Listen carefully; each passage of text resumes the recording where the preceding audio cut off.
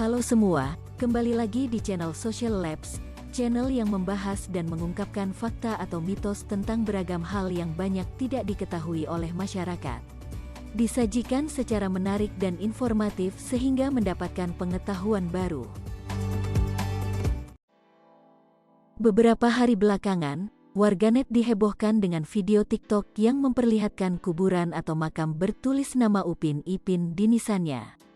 Sejumlah klaim cerita tentang latar belakang Upin Ipin pun bermunculan. Setelah trending di media sosial, pihak kreator pun akhirnya angkat bicara. Mereka meluruskan cerita tentang kartun anak-anak populer tersebut. Apakah Upin Ipin asli sudah meninggal? Cek faktanya. Adalah pengguna TikTok yang mengabadikan sepasang makam berwarna biru dengan nama Upin dan Ipin di nisannya. Tertulis bahwa Upin wafat pada 6 Agustus 1995 dan Ipin pada 2 April 1996. Video viral ini pun langsung bikin heboh warganet hingga trending di media sosial selama beberapa hari. Netizen tersebut mengklaim bahwa Upin Ipin sudah meninggal dunia.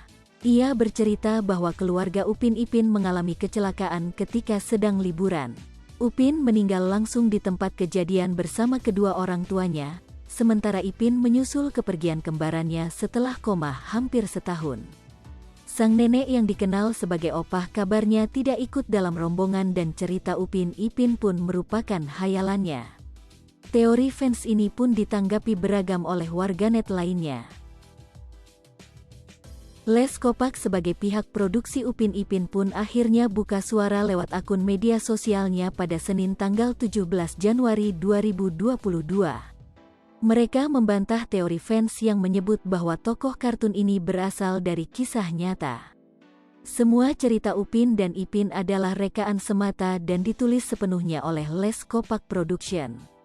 Mereka tidak diambil atau diinspirasi dari kisah siapapun yang masih hidup maupun telah tiada, tulis studio asal Malaysia tersebut. Les Kopak juga menjelaskan bahwa asal-usul ide cerita Upin dan Ipin adalah Hajah Ainon yang merupakan pengisi suara opah dan Haji Burhanuddin yang merupakan pengarah urusan Les Kopak Production atau pengisi suara Tok Dalang. Ia juga berbagi pengalamannya tumbuh besar di desa dalam serial Upin dan Ipin. Setiap cerita yang ditulis bukan saja mudah dipahami, tetapi juga syarat pesan yang bermanfaat, tulis Les Kopak Production. Selain mengklarifikasi video makam yang beredar, Les Kopak juga mengungkap alasan kenapa Upin dan Ipin tidak punya orang tua.